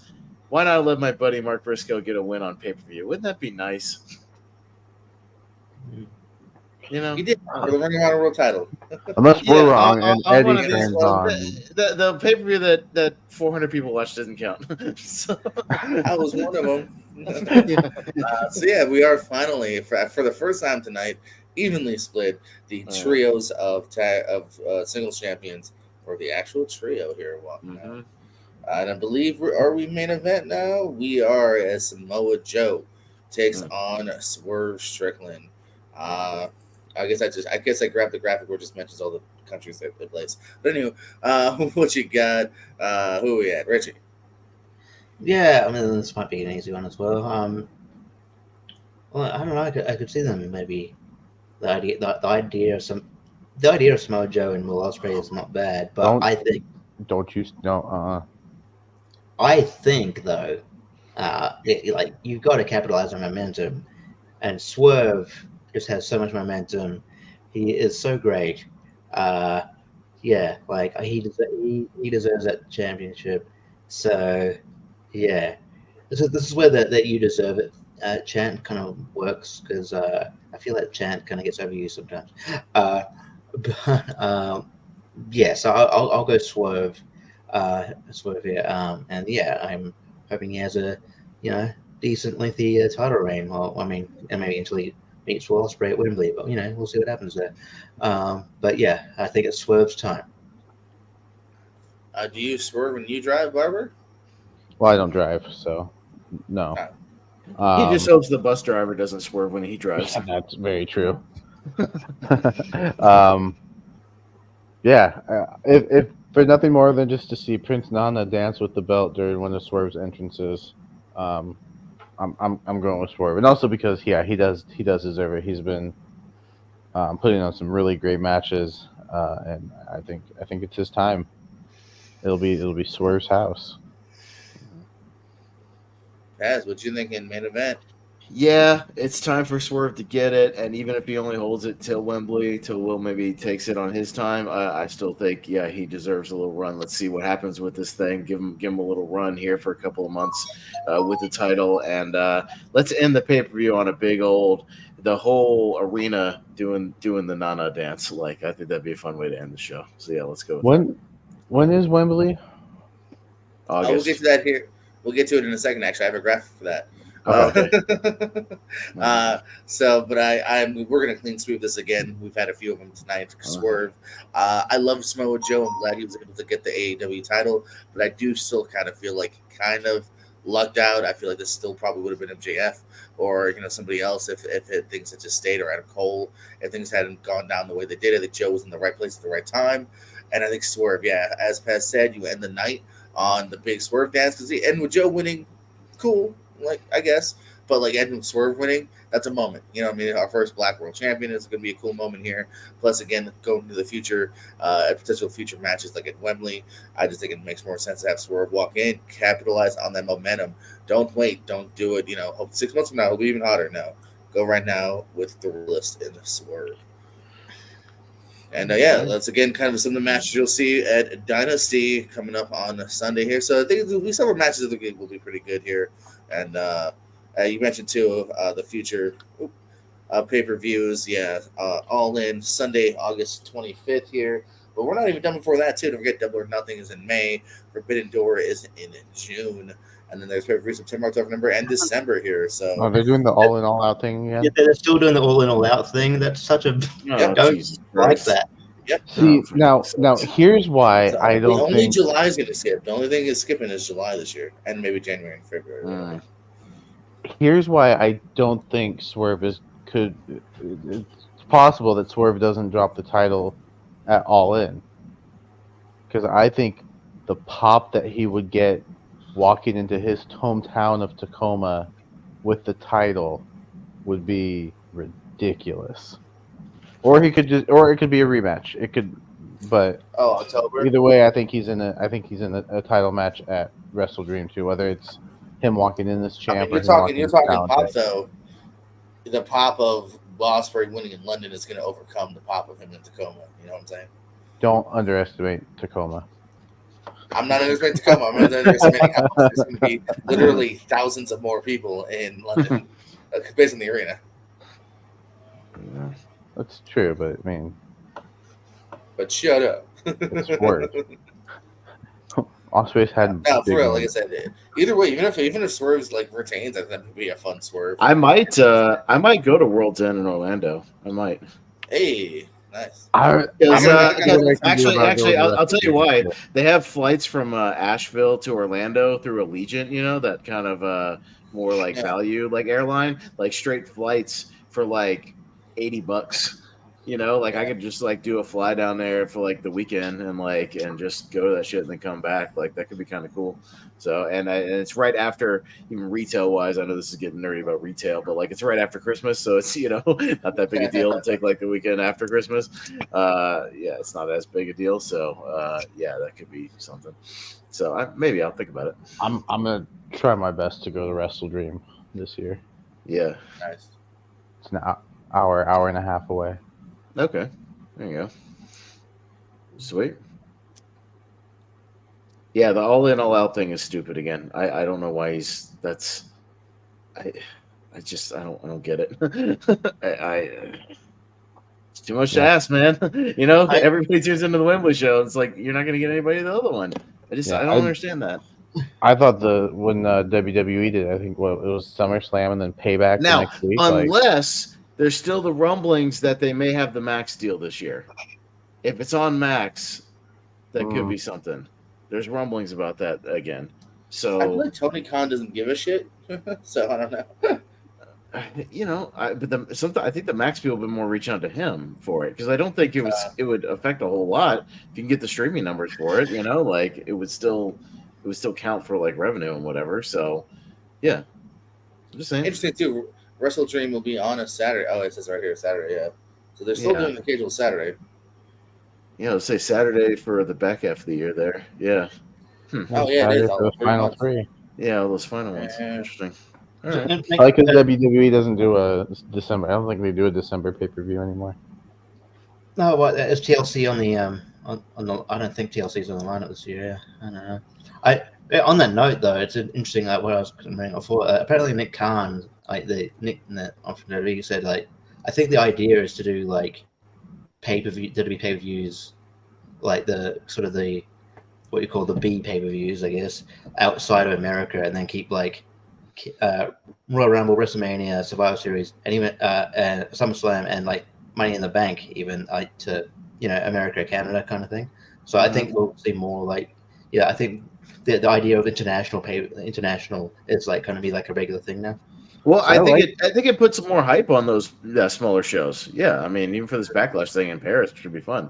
Yeah, I like it because it gives it like a bigger feel. Like the Puerto Rico crowd was incredible Clash at the Castle. Those crowds were just amazing. Elimination Chamber, yeah, Yeah. Australia, yeah. I mean, all that stuff. And I think they've already said.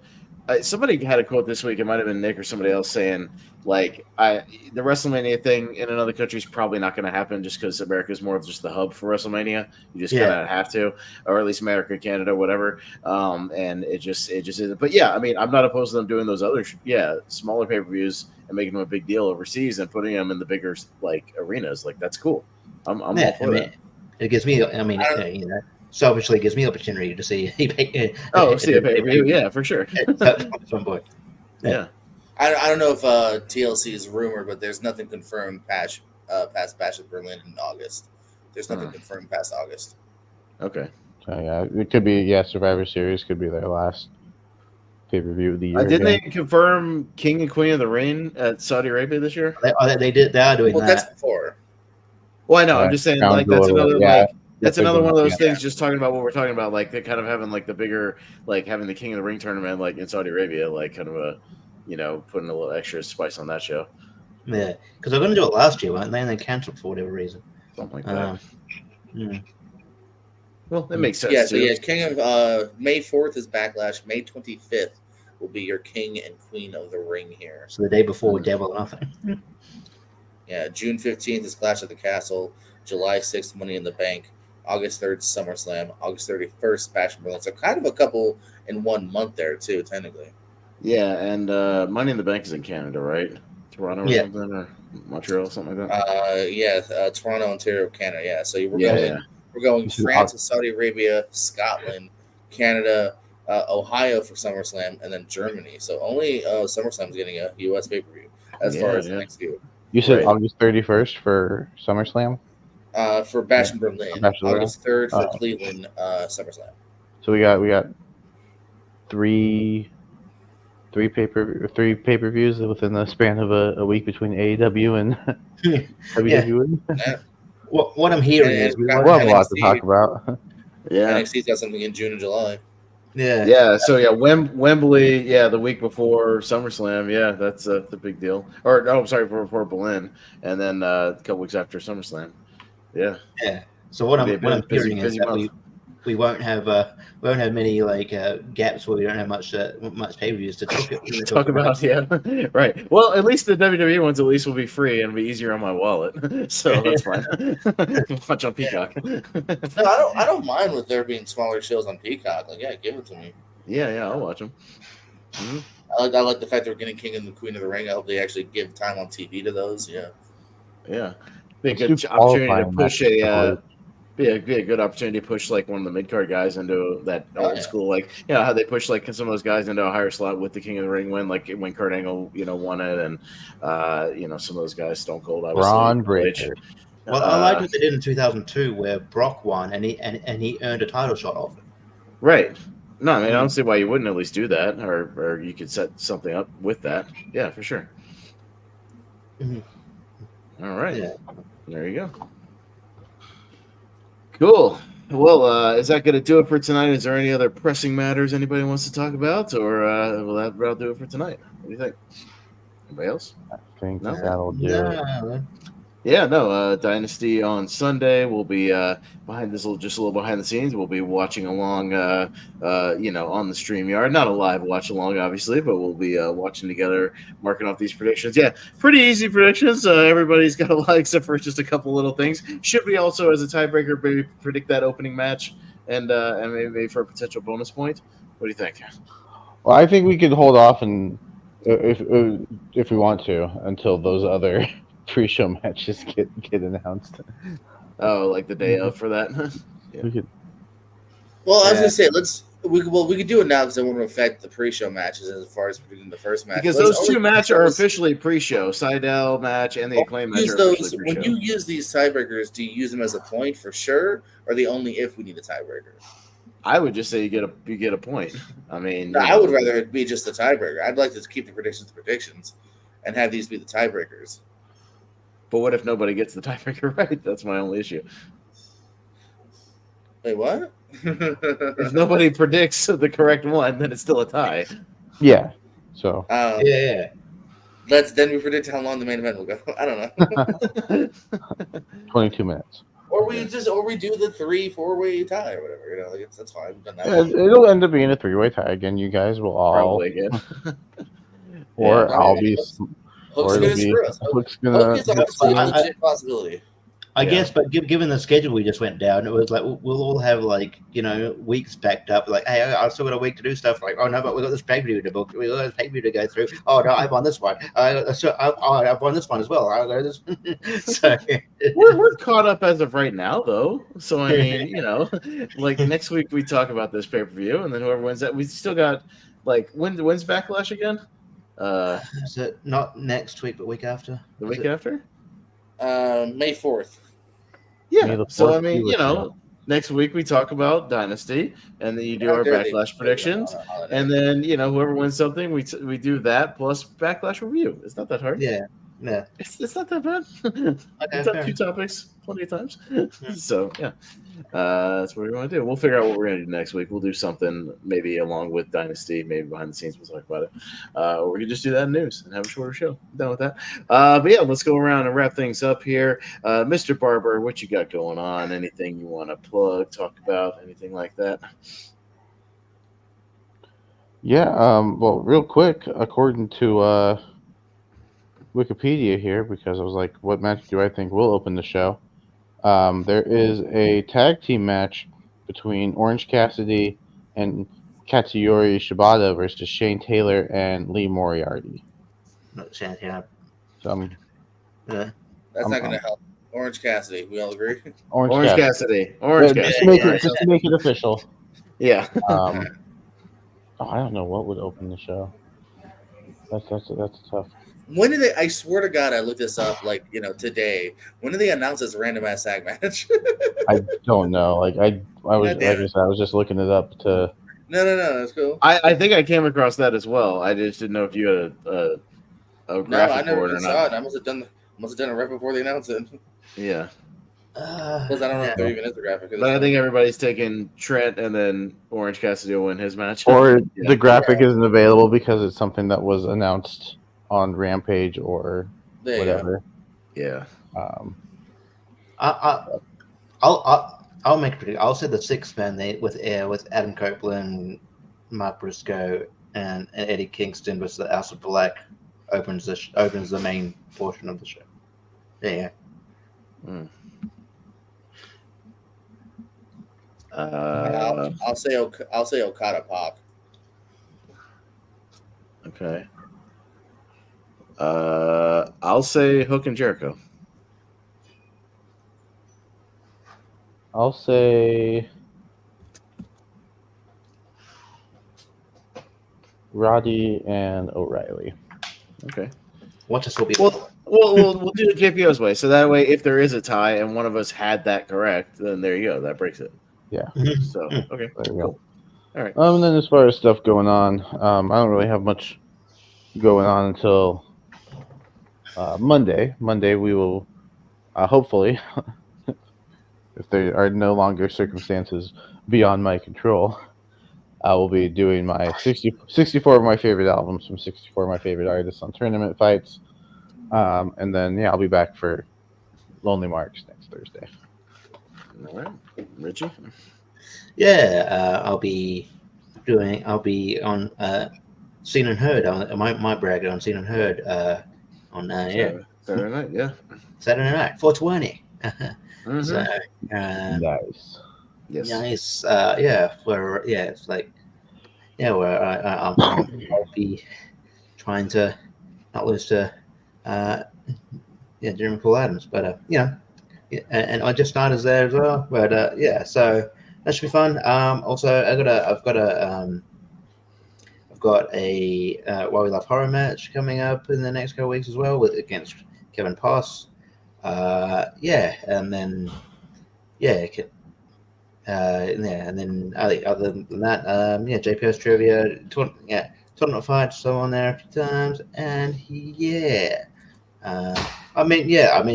Wheel of Movies. We'll have to work out what we're doing with that, but we're gonna spin the wheel actually at the end of tomorrow night's half bracket, and we'll see what movie we're gonna do that just on the air. So Yeah, I'm going to get Jordan to just pull the wheel out, spin it, and we can decide what me and Richie are doing. I've already told him it's something we don't want to do. Just spin it right again on the spot, and we'll find something that we do want to do. At least a good movie. It doesn't even have to be one of my favorites. I'm just saying, just something good. I don't want to talk about a shitty movie that I want to crap on. So as long as it's a good movie, I'm willing to do it. So yeah, and we might do that next Wednesday or something. So that's all right, cool. Likely. And you can also catch me tomorrow night if you're in the area and you want to watch challenges with me. Does that open a week early for y'all than it does for us? Yeah, man. And you know what else opens a week early? I found out. Fall Guy. It comes out next week. Oh shit! You're getting it earlier. We're not getting that till like May 4th or something like that. And Challengers, it doesn't come out till next week, next Thursday night for me. Yeah, so I'll be able to tell you. I don't know, man. It's getting actual good reviews, so it might be good. I know, that almost annoys me. I'm like, no, this is supposed. I'm like, I wanted it to be bad. That trailer was bad. Yeah, I want that anyway. So we'll see what happens. Cool. JPO, what you got going on over Pierce.co and your Real Pro Wrestling, all that stuff? What you got going on? All that jazz. Yeah, actually, we just uploaded some new matches to the Real Pro YouTube. Check that out. Still uploading some matches from the last couple of events here. Also over at the Pierce.co, we're still having fun over there doing some trivia. We had clips. We had general trivia recently here. Still doing the tag team tournament. Still some shenanigans over at Pierce Wrestling. And in the real world, Pez name dropped his Bobby Fish show. Saturday, June 8th, Tampa Bay Pro Wrestling returns. And even though I was fired last week from Tampa Bay Pro Wrestling, I will return to Tampa Bay Pro Wrestling on June 8th. I will bring a petition to get my job back because I've been there for 7 years. I'm the reason there are asses in seats. I'm the greatest thing that ever happened in that company. There's no one better than Commish JPO. Hold for applause. Hold for applause. Hold for applause. I will be back. You better bring security if you don't think I'm showing up June 8th. I thought you were going to say Bobby Fish will be there, but you're there. He just might be. He lives in Florida, so he is kind of popping up on some cards. Oh, so they turned on you, JPO. Oh, shit, just like that. No. You came back and they turned on you. Oh, damn.